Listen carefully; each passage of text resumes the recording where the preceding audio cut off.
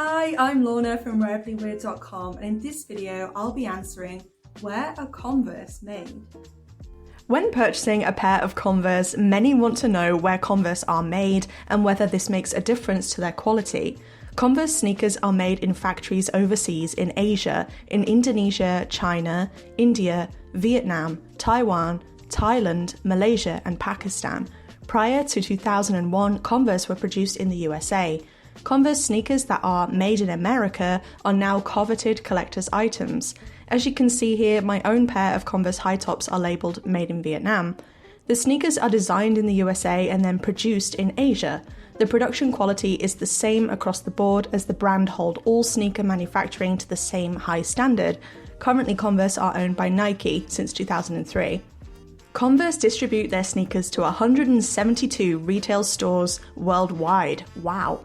You can expect the same level of quality no matter which store you purchase them from. In the factories in Asia, Converse are made with high-quality rubber soles, tough canvas upper and high-quality metal eyelets. The laces are great too.